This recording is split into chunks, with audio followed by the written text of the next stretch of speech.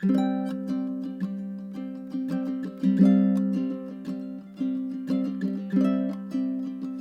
people. I mean, it's a whole new group of people that I really like. Ukulele people are the best. Hello and welcome. Thank you so much for joining me. Today I am highlighting some of the most beautiful ukuleles in the entire world. This video is sponsored by Petros Ukuleles. Bruce and Matt Petros build unique custom handmade acoustic guitars and ukuleles for players and collectors.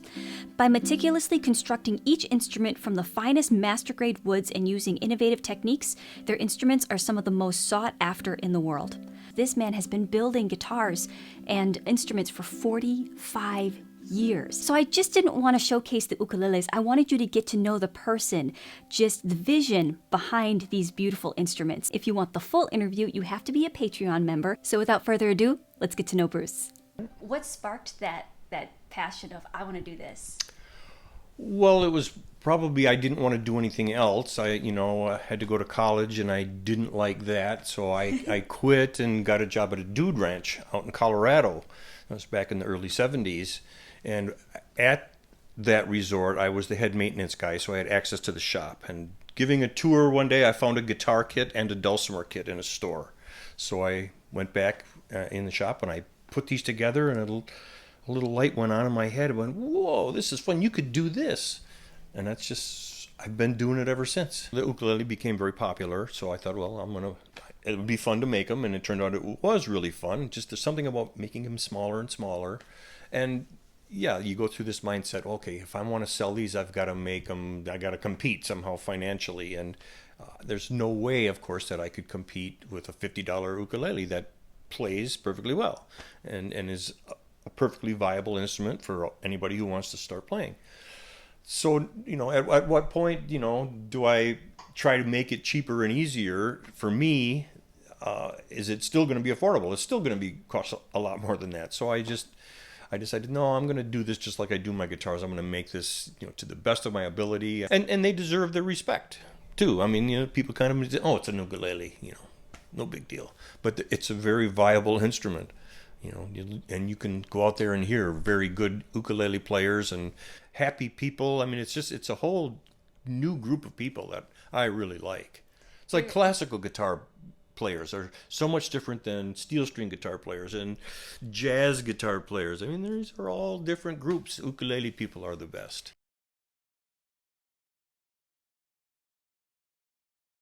Now tell me about this one. When it comes to the design, especially just the design in the fretboard, how do you do that? So I'm doing this with the laser. I've got a laser technique that that's one of those things. Okay, if I can make something that's completely incredibly nice, but do it, efficiently, I'm going to do that. So I'm not going to sit there and cut these out with the jeweler's saw anymore. Did that 45 years ago, and that's, doesn't make sense. It's okay to have tools that help you do a job. No, so it's still a lot of work. But yeah, the perflex is cut on the laser. The rosettes are cut on the laser. This inlay is done with the laser. Headstock inlay, my new logo. Ukulele rosettes. No way! A whole new world. Yes. Oh my gosh. I just want to wear them. Yeah. They're so pretty. Oh, make nice earrings, huh? Yeah. Big hoop earrings. Big hoop earrings. Yeah. Mahogany neck on this one, which is just a little bit heavier than butternut. And so it's balanced, but it's overall heavier than those instruments, but it's balanced. And then I did something different with the side fingerboard binding. You don't have to have binding on the fingerboard, but why not? I don't do it on all of them. But so this one, instead of putting dots for side markers, I made a whole block on the 3, 5, 7, 10, 12, 15th frets, so that you can see your position that way.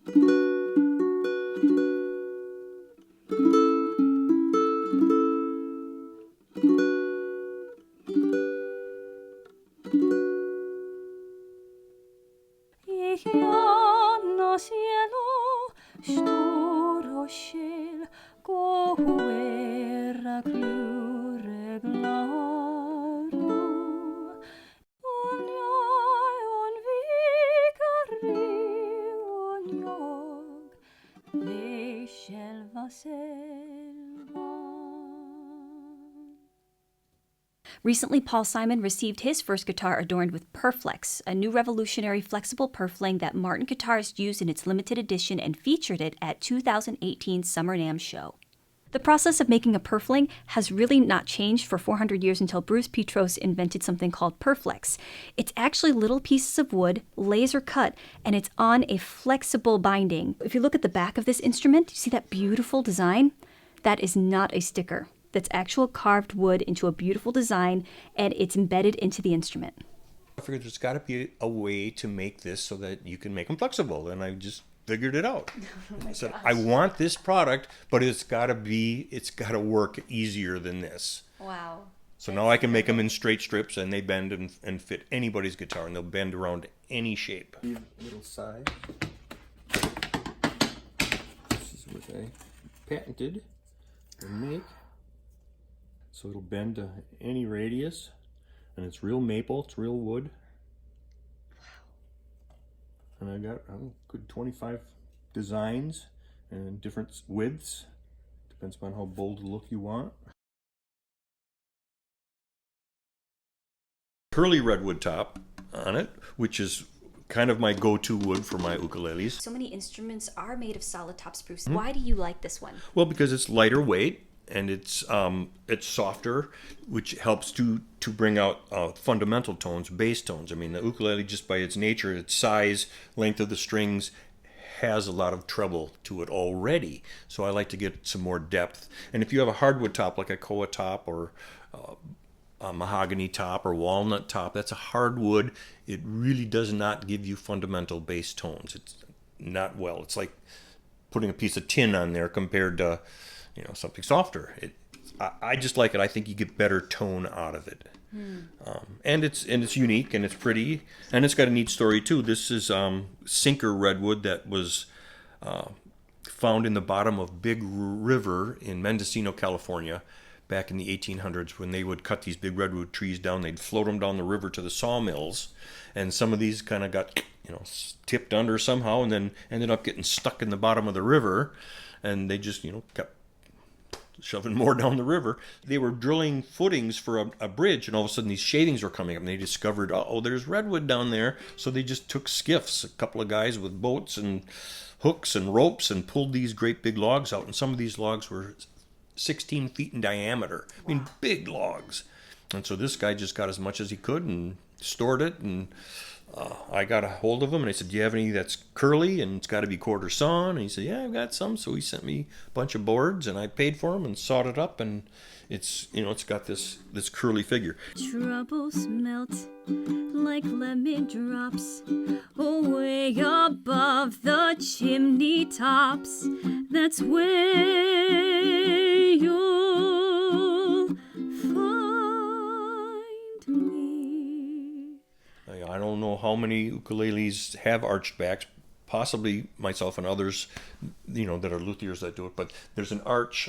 It's a 16-foot radius, so it's a big circle, so it looks flat, but if you look at it, there's an arch this way and this way.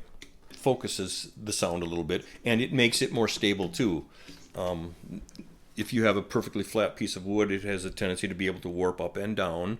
If you put an arch to it, it can't go down, really can't go up anymore. So it's much more stable. So you want to be able to enhance some of the lower tones. So you want to keep that flat, which makes it more flexible. But the back you don't really want to be flexible. One of the things that I do, and I've been doing on my guitars, I don't know if I was the first to do it or not, but I know there are others that are now finally following. But if you look at the bridge, most bridges, let's talk about the saddle. The saddle is standing straight up and down ordinarily. And then with time, they have a tendency to kind of start leaning forward. And now intonation is a really important thing. That's, when you play the harmonic and the fretted note, it's got to be the same. You have to compensate for string stretch. Not a whole lot on an ukulele. Guitar, it's much more. But if that saddle gets closer and closer, your intonation is not going to be right. And for whatever reason, bridges have a tendency to lean forward with time. So mine are built right off the bat with a 10-degree backward angle. So for one, that keeps it from leaning forward, and it helps push the strings, the saddle down into the slot, which gives you better contact, which works really good for pickups, for one, and for just all by itself, it's a better way to do it. So I do that on my guitars and my ukuleles. It's got a 10-degree backward angle right off the bat.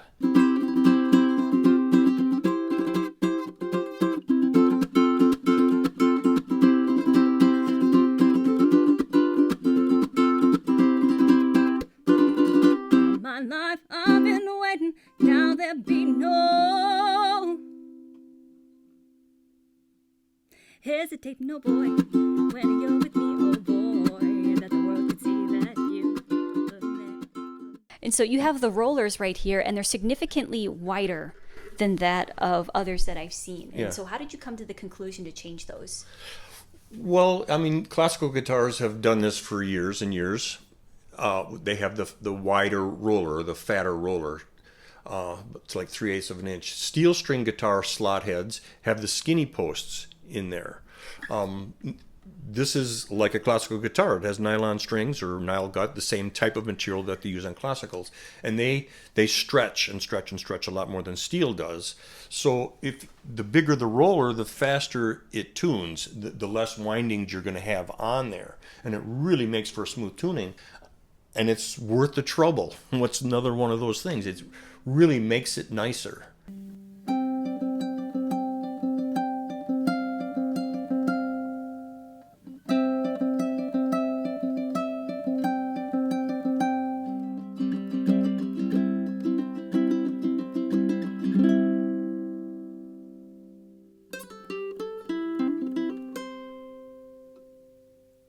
Can you tell us about the rosette? Because I know that most rosettes, they're made out of abalone shell, and you said that there's been a problem with abalone shells, or not a problem, but there's been some regulations. There's been regulations on abalone shell. Tell me more about that. Yeah, for whatever reason, I mean, abalone, they farm raise it. You eat the meat, but you throw the shell away. And if I take the shell and do something with it, I need a license and a permit to sell it out of the country. I can still sell it in the country, but a lot of these instruments go out of the country. And if it's got an abalone ring around the rosette, I can't send it. Or they'll confiscate it and they'll keep it. You know, the customs. And there's no good reason for it, but it is the law.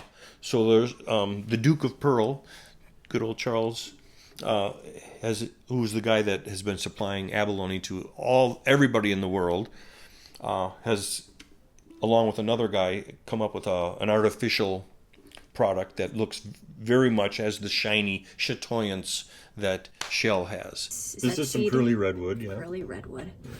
This is raw. Oh, so cool. There's a bunch of ebony all stacked up there. That's ebony. Ebony boards. Right here's some curly coal. Curly coal in the raw. Big board of it.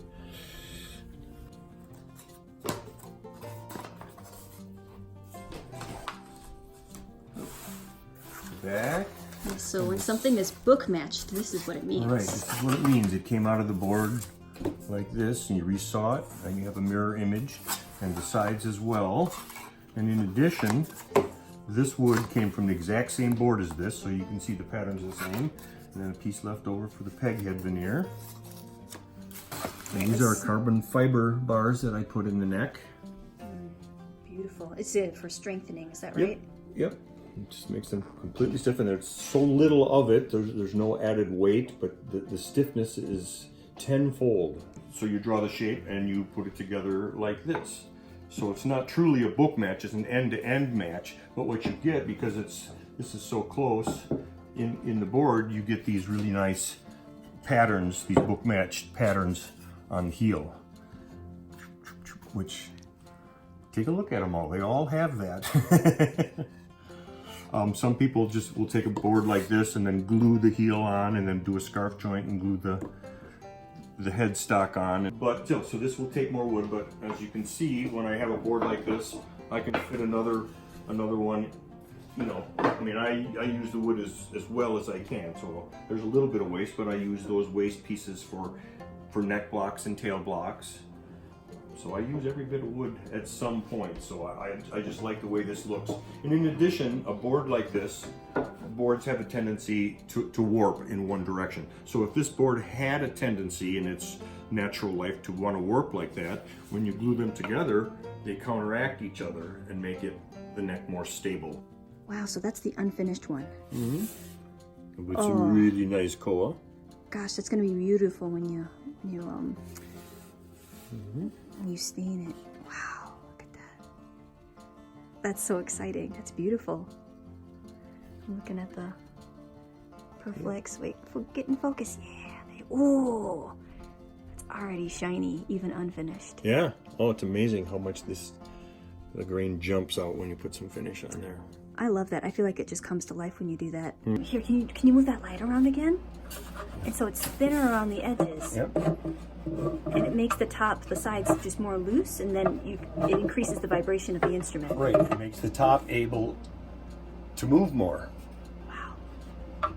No way. Yeah. The spruce one does show better, and guitars definitely show better because they're so much bigger. I got to put the blinders on and just know I don't think about the problems because they'll be there. Just keep, forging ahead, and you make mistakes, and nope, this didn't work, so you try something else. That's how that works. That's inspiring. It's one thing for somebody to be a master at their trade, but then also to be a good person.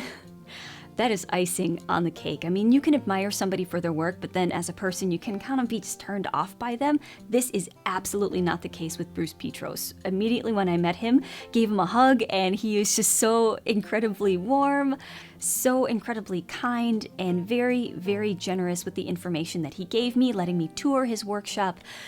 Just what a treat to be able to meet him in person. So Bruce says that it takes approximately 100 hours from start to finish to complete one ukulele. So if you want to order your very own custom-made ukulele from Petros, I'm going to leave the link in the description box below to his website, also to his Facebook page. You can choose the tone wood, the designs, the strings, what kind of tuners do you want?